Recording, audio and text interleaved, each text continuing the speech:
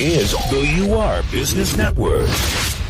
Welcome to Exit This Way on UR Business Network, where we discuss planning your exit strategy so you can get out on your terms, on your timeline, because it's never too early or too late to plan your exit. My name is Keri-salls, exit strategist at This Way Out Group. Welcome to the conversation. Our topic today is the 9 signs that it's time to sell your business.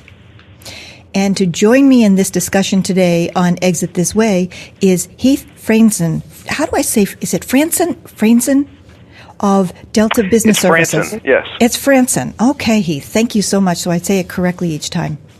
Before we get into our conversation, let me give you a little bit of background about Heath.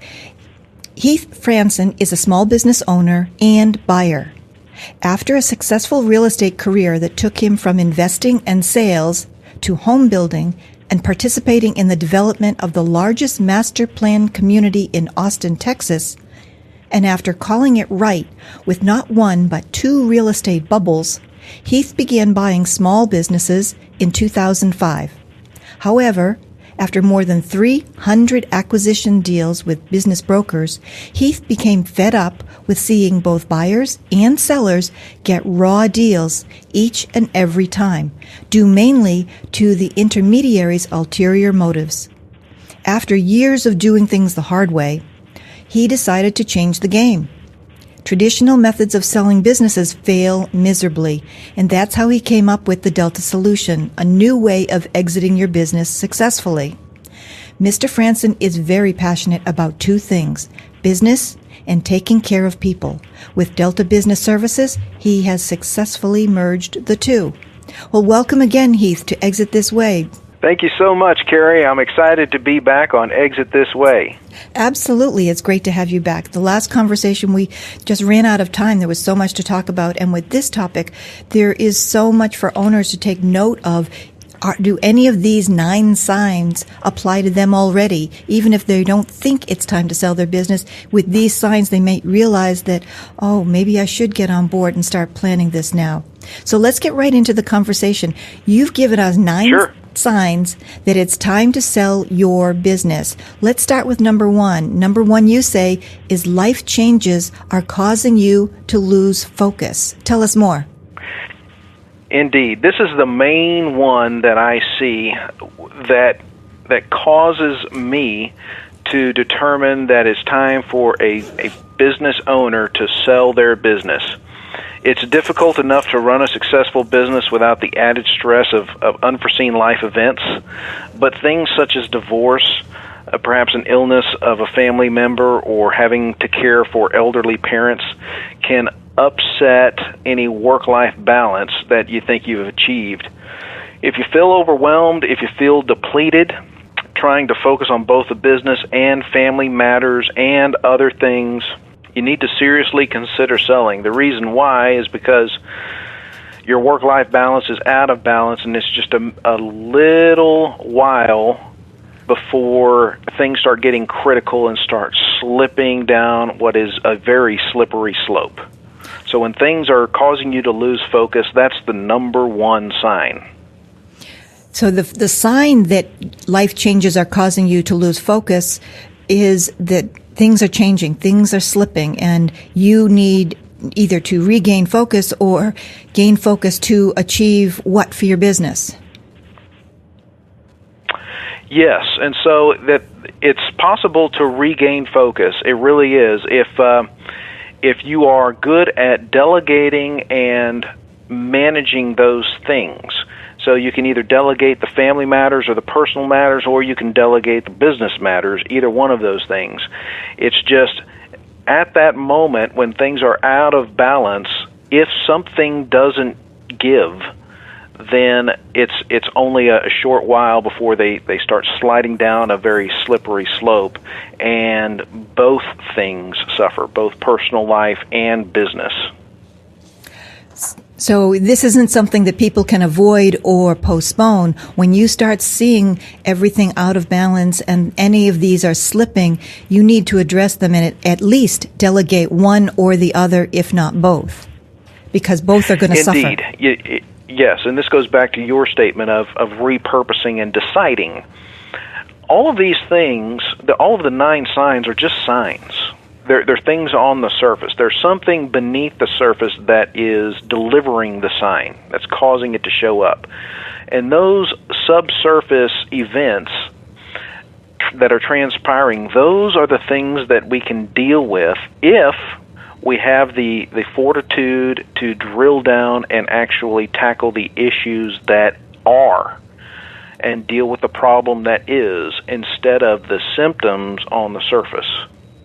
But there is always something that can be done depending on what the problem is. There's always a tool that can be applied. It's just a matter of having the will to drill down and find it, and then, of course, the will to speak it out loud and address it. Very good advice. Absolutely. You have to face it and then address it.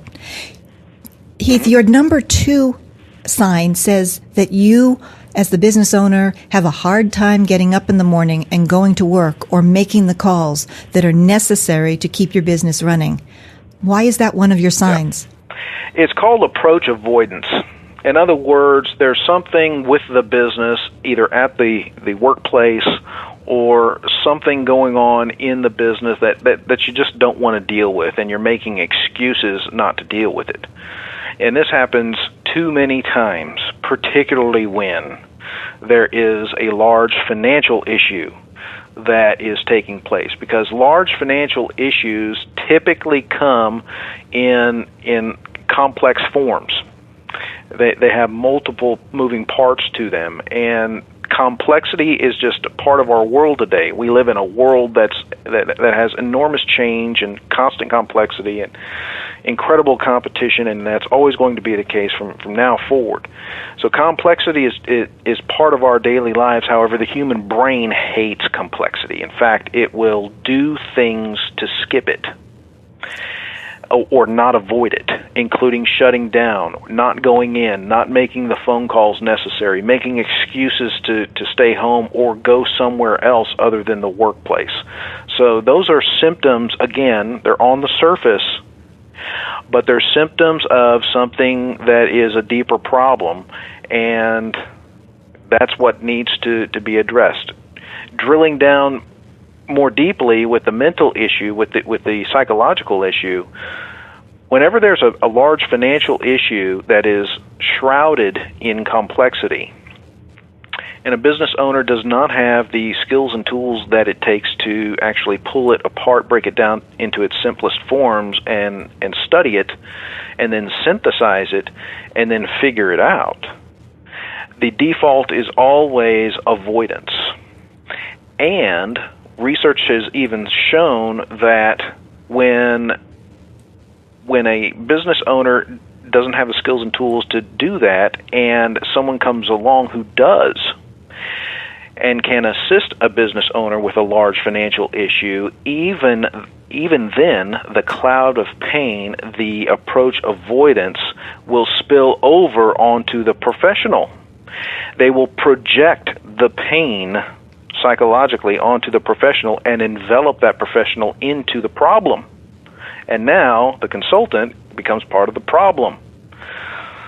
See how it works against you? And so this mountain of complexity, and atop it sits a cloud of pain. It gets higher and higher. It starts building higher and higher, and it wages war on a business owner's psyche.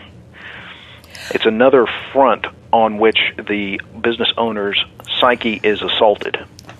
Well, you just took a symptom that is very straightforward, symptomatic of not wanting to get up in the morning and go to work or not wanting to make the calls, and you dug below the surface and woke us up to this whole other realm of issues that owners could be ignoring, avoiding, or denying even exist. And the other thing you surprised me with is that when you start addressing bigger, complex financial issues, and you do the right thing by bringing in experts, that cloud of pain can actually overflow and overwhelm the professionals as well, so that you need to recognize what's going on so that you can actually get to a resolution instead of having everyone be paralyzed by the problem. Exactly. Don't be a victim. That's what the bottom line is. Don't be a victim. If you're a business owner, you have to fight through this, or you have to reach out to someone who can help you professionally overcome the obstacles, and maybe even business-wise, install a leader inside your business who can tackle the complex financial issues and help you build your business, grow it, or solve problems inside your business, or whatever the issue is. And that's where the solution to number 2 of using the outside experts and bringing in the right one also is part of the solution for the first of the 9 signs, because you were saying you can delegate family issues or delegate business issues. If you bring in the right expert to help you with like a complex financial problem who is working on the business, you can address both situations at the same time to the benefit of the family and the business rather than to detriment, which too often happens when owners try to go it alone. It's wonderful. That's a wonderful conclusion to arrive at. And now you see how the problem can be the same, but the symptoms can be different. Exactly. And right. That's why I want to keep going, because you've given us so many of these jewels that on the surface, they're just light, simple symptoms and people will recognize. But with the digging deeper that you're offering us, Heath, the insights that you're bringing really help people to rethink each of these signs to see, oh, maybe at that level this does apply to us, or I could see that coming at us and we should pay attention. So I'm going to go on to your number 3, which is you spend considerable time thinking about retirement or whatever comes next. Yes, there's no shame in doing this. Many of us look forward to a life without work. However, if you're spending an inordinate amount of time that should otherwise be spent doing working on your business, if you're watching the Travel Channel thinking about where you want to go to, or you're writing down your trip plans on different exotic locales that you want to visit, these kinds of things might point to something deeper. And yes, there's no shame in doing this. It's just don't go crazy with the amount of time that you spend thinking about retirement, as opposed to clocking in, getting the work done, focusing on your job, and getting the critical things done that a business owner needs to be getting done. Well, isn't it, I think always that people talk about, even if they're in a day job in a corporation, people spend more time planning for a vacation than they do in general for their retirement, and they spend more time dreaming about that than they do on monetizing the business to be able to achieve that kind of retirement lifestyle. And as you're saying, we need to get back to focusing on the work at hand to deliver that kind of a result. Right. So you need to be willing to do the things today that other people aren't willing to do, so that you can do tomorrow the things that other people can't do. Very well paraphrased. Very good. Definitely. And your number 4 is that your kids don't want, if this might be a flag for you, your kids don't want or are not capable of running your business. Yes. This is a common sign. Here is the thing. The vast majority of people selling their businesses today are baby boomers. And baby boomers have Generation Y kids. They're also called the Echo Boom, by the way.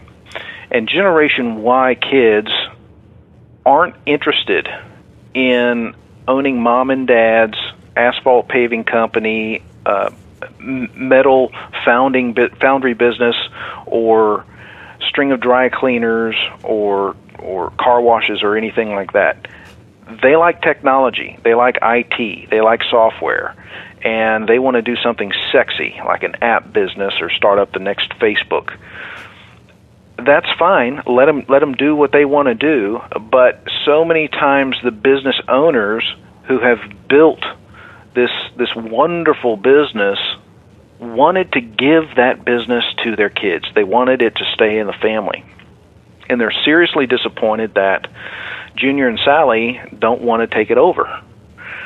And that kind of throws the owners into a mild grade depression. Now they're thinking, oh my goodness, what have I been struggling so long and so hard for in building this business? All the time away from my kids. I didn't get to go to Junior's ball game or Sally's ballet recital because I was closing a deal, or I was on a business trip, or I had to work late that night in order to get a product out the door in the morning. All of those things, and there's something of a psychological disconnect because some business sellers, far too many in fact, think that their kids are going to hate them when they die because the kids were disenfranchised when they were younger, all because of this business. This business is seen as the redheaded stepchild, if you will, and there's a cloud of pain around this issue.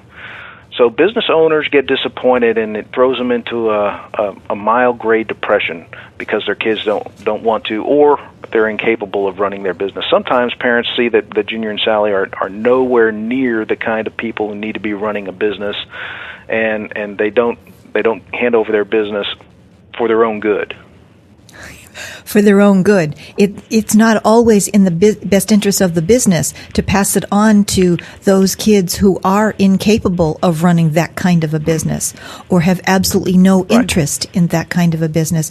And therefore, as much as it might be, quote, disenfranchising them from the family legacy, if they're not a fit, if they're going to end up bleeding the business dry or running it into the ground before anyone else benefits from it, then the owners need to be looking at other alternatives for the legacy they want the business to be, or maybe the financial return that it brings both to themselves and even to the next generation. They don't want their kids to walk away with nothing, but maybe they have to rethink, is it by passing it on to their children, or is it by monetizing the business with somebody else that they can bring a different kind of return to their children? Exactly. Now, we have a solution for that. We have a solution for monetizing the business and still giving the kids something very nice in the estate, just not the business. At Delta Business Services, we call it the Delta Solution. More on that later. I really want to address this next sign, which happens to be if everything is grown stale for the business owner and they've run out of ideas to keep things moving. In other words, there's brain drain. They're out of ideas.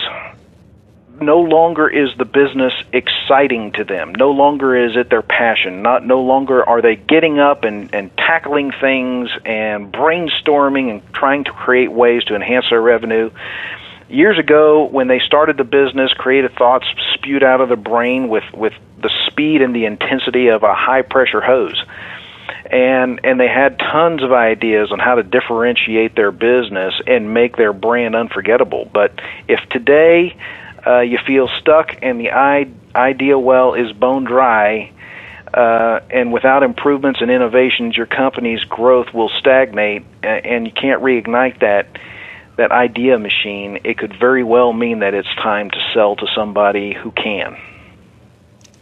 Well, that makes it really black and white, that if that's how you wake up every morning and you have a brain drain, you're no longer excited to get up and go to this work every day, you no longer have any passion or desire for it, then you're just going to be limiting how far the company can grow. The sales aren't going to be what you want them to be because your energy, your enthusiasm is no longer there.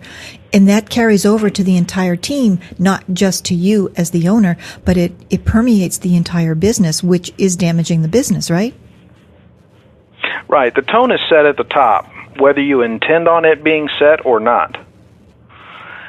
Okay, so if you're going into the office and you're excited and you're passionate and you're effervescent, you're chatting people up and you're real kind and nice to people and cheery, other people are going to follow suit. It's contagious because they see management exhibiting that kind of behavior. And the opposite is true as well. If you go into the office and you're taking a cat nap every 40 minutes, or you're just so sluggish that you have no energy, you're lethargic, you're like a little koala bear. Not much energy. You look cute, but that's about it. people are going to catch on to that too. They're going to be lazy. They're going to feel, okay, well, if my boss is doing it, well, then I guess I can get away with it too. So the tone is set at the top, whether you intend on it being set there or not. And whether you say that you're tired of the business or you say how long you're going to stay with the business or not, it becomes part of the culture and part of the environment based on your own energy and your activity, and they follow what you do more than what you say, right? Oh, yes. There's a wonderful saying. It goes like this. It goes, your actions speak so loudly that I cannot hear the words you speak. And in other words, actions speak louder than words. So let's look at someone's actions and let's look at someone's results rather than what they're talking about, because that's really where the proof is. The proof is in the pudding. And that's going to be true in running the business, in growing the business, and in what you can demonstrate to any potential buyer. Because if you're already stale in the business and you then are trying to sell while you're already stale, you being bored, you having no passion or caring about it comes through even to your buyers. Why would they want to buy this dull, dying business instead of why shouldn't they be scrambling to buy this vibrant business that's growing and everyone's energized to take it to where the owner knows they can take it and what the buyer can take it beyond that. You want to create that energy and maintain that energy level so that there's a future for the business and the team, even if you need to sell the business, if you are ready to sell the business, but that you can't die on the vine and expect the business to thrive without you. Oh, that's a wonderful distinction that you just made. In other words, for a business buyer, unless they're a fool, they're going to be a professional buyer. And that means they're going to have skills and tools and business insight. They're going to know the business side of business very, very well. And why would they want to bother buying a business where there aren't the elements of an investment that need to be present in order for that business to continue running without the owner there?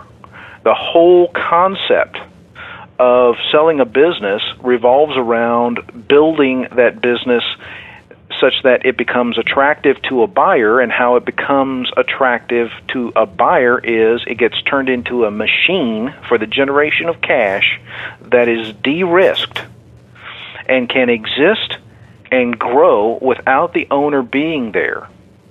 And when that is the place, you've actually got a machine that can have its ownership easily transfer from a seller to a buyer. That's what makes business sales successful, when there is a machine that's going to continue generating cash regardless of the owner.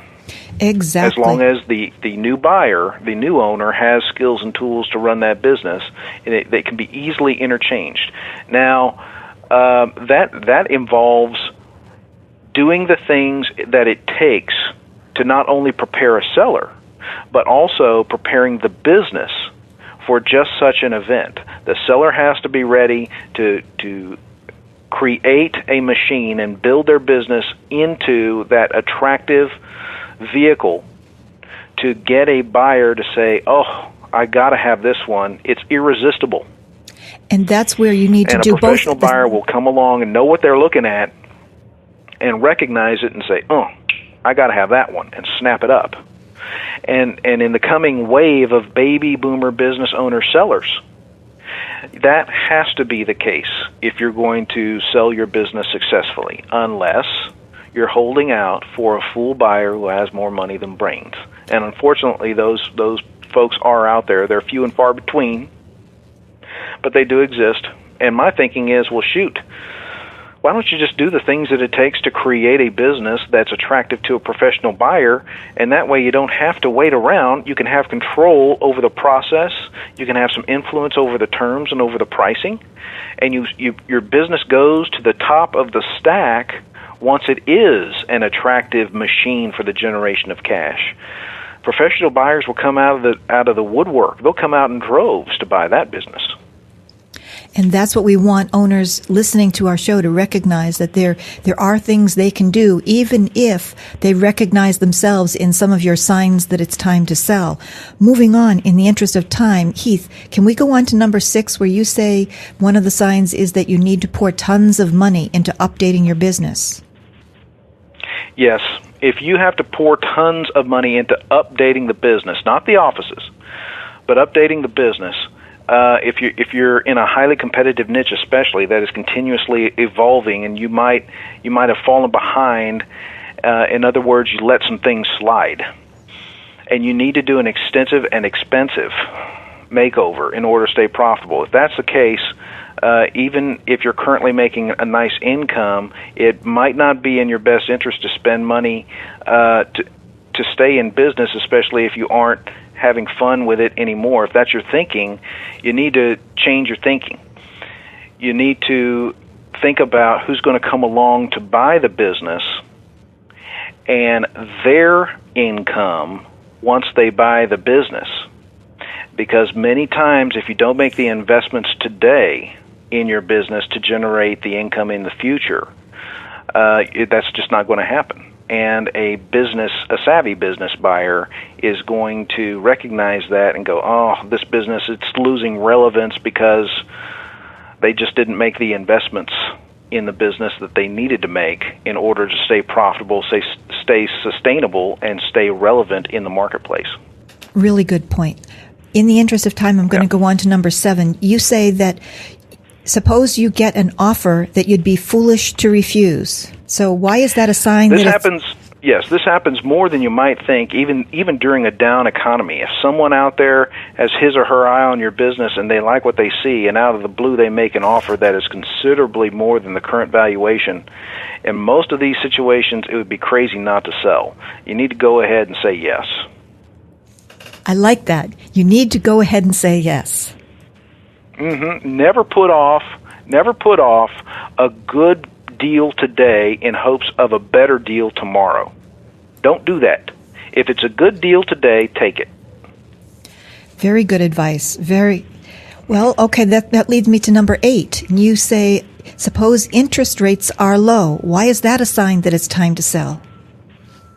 If interest rates are low, what we see in the marketplace is corresponding high asset values, because those assets become more affordable because the interest charges are lower. And it also indirectly increases your chances of getting a business sold. So for investors, it makes sense to borrow cheap money and snatch up the appreciable assets, the profitable businesses, especially companies which, if they're managed properly, will generate nice returns. So if capital's cheap, we usually see corresponding high asset values, and vice versa. Whenever interest rates are high, we start seeing low asset values. It's just like real estate with respect to the price differentials. And number 9, you say you have an opportunity to participate in another venture or do something else that you've always wanted to do. Mm-hmm. Indeed.